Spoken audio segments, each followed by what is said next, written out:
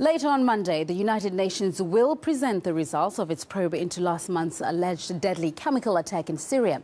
The findings are not expected to assign blame, but could shed light on the origin of the toxins which reportedly killed hundreds of civilians. Now, this comes as the UN Security Council prepares to hammer out a resolution to enforce a deal on Syria reached by Russia and the United States. The plan requires the Assad government to disclose full details on its chemical weapons within a week and allow the stockpiles to be destroyed by the middle of next year. But U.S. military forces remain in position to strike Syria if Damascus fails to comply with France backing up Washington's threat. Meanwhile, a British defense study has revealed that Islamic extremists make up the core of the system opposition. Now, the report puts the total number of rebel fighters at around 100,000 and says they're split into hundreds of different factions. About 10,000 of these fighters are in fact jihadists with links to Al-Qaeda.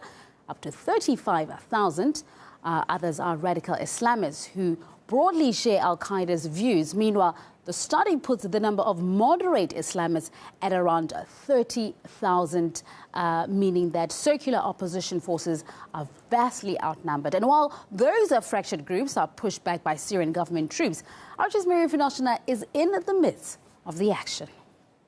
Now in Daraa, just a few kilometers from the central Damascus. It used to be a nice and beautiful, very picturesque town with a population of up to 300,000 people, but it's been torn by clashes between the governmental forces and the rebels for almost 2 years now. The result, you can see, everything's ruined, the residents left. The only people we can meet here are either the army or the militants they're fighting against. Hi guys. Well, now we are going with the army to one of their operations. Daraa, south of the capital, is part of a powerful militant belt around Damascus known as Eastern Ghouta, the scene of recent fierce clashes.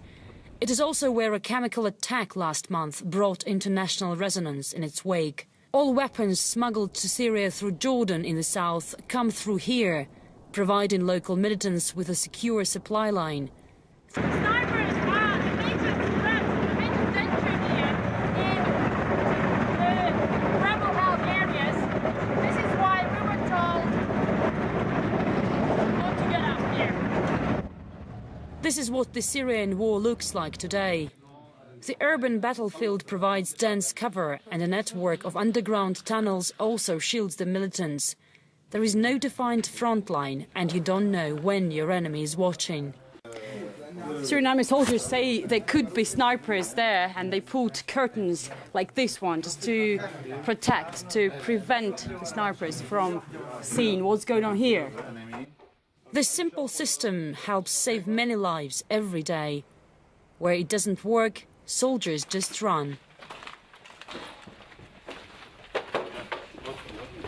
In 40 minutes, we travel from one district to another.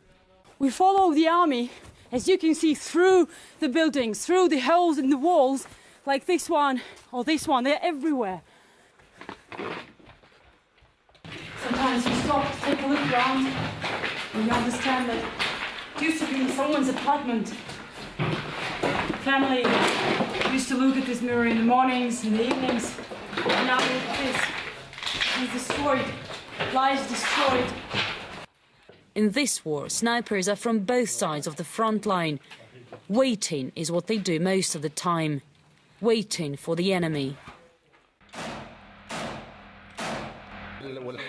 An officer shows me the map they update every day.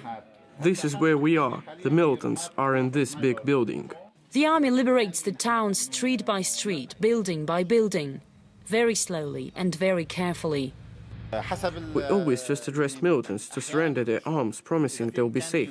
Sometimes they leave their weapons and try to escape, but sometimes they refuse, and we have no other choice but to fight them. The soldier shows me where he was injured. The 3 bullets haven't cooled him down. I'm honored to defend my country, to defend the Syrian people. Even if the US attacks us with its aircraft and tanks and everything, we will make our land their cemetery. An American strike seems to be on the back burner, at least for now. But Syrian civil war goes on and on. Maria Finoshina, Damascus suburbs, Syria. And Maria is sharing first-hand reports on the military operations around Damascus on her Twitter feed. You can find out the latest by following her online.